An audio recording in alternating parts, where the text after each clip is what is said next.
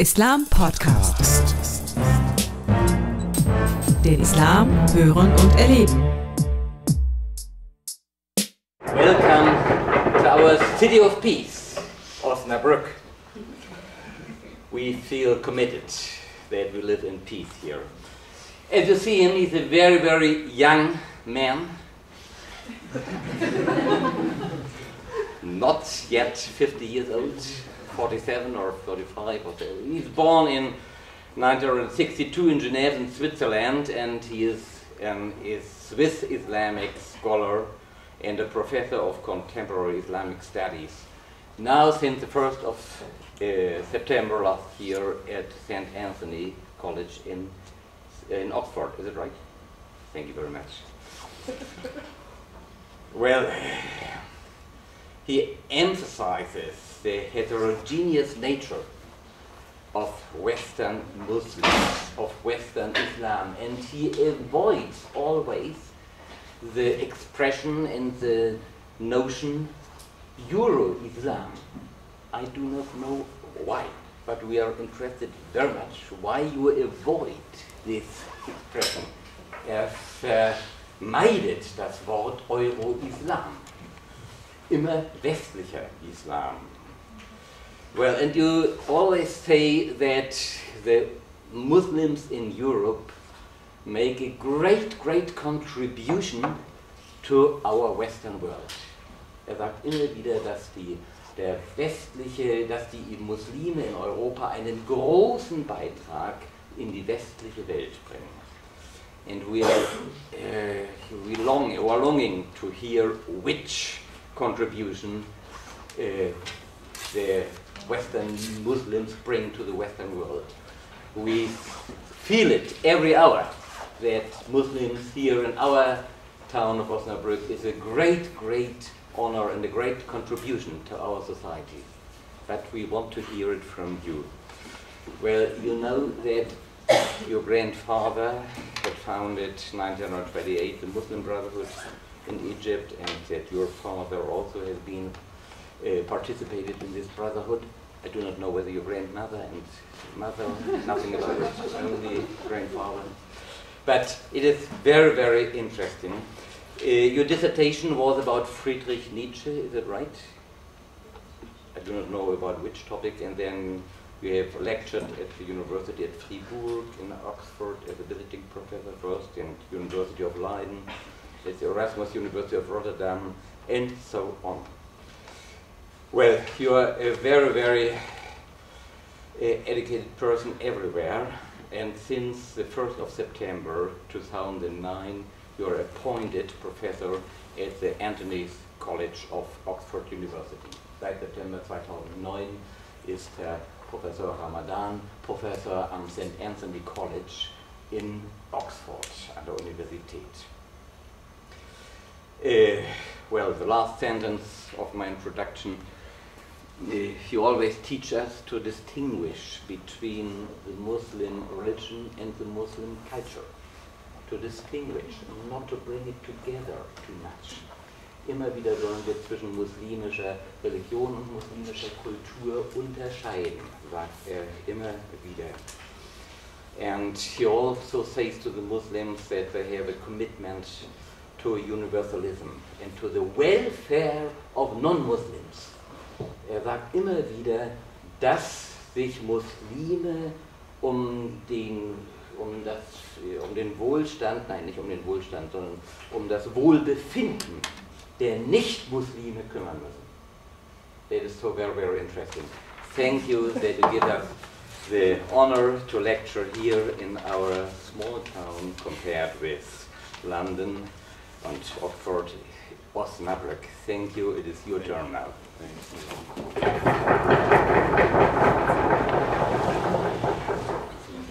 Is that okay like this? Thank you. Thank you for this introduction and this invitation here. I'm sorry, I studied 6 years German 20 years ago, but I forgot everything.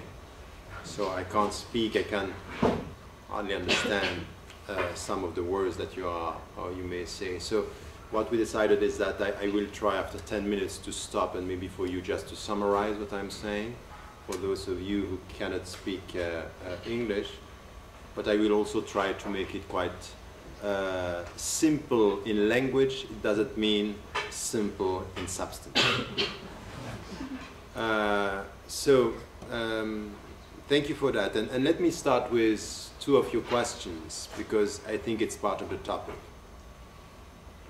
I have been writing about Islam and in the contemporary world, and even now the chair that I am having at Oxford, but all the work I have been doing during the last 25 years, this work is about contemporary Islamic issues in the Muslim majority countries as well as in the West.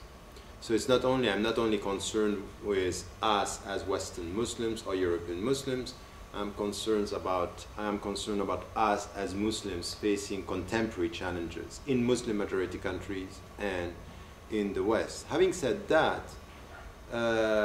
my starting point from within the Islamic tradition is to say there is only one Islam. So many of the people who are listening to me say, oh, he's talking about European Islam, not Euro-Islam, and I will come to this, or Western Islam or Western Muslims, as if there are many Islams. And this is my answer to some of the sociologists. I can understand that when you are studying societies and movement within societies, you have the perception that African Muslims are not the same as the Asian Muslims or the Arab Muslims or even the European Muslims, so you put an S to explain the diversity. But to explain societies by putting an S, that's fine. To explain a religion by putting an S, this is misleading. So, welcome. So, the point for me is to say there is only one Islam, but there are levels of diversity. One of the first and common level that we know is that we are dealing with texts, and when you deal with texts, there are interpretations.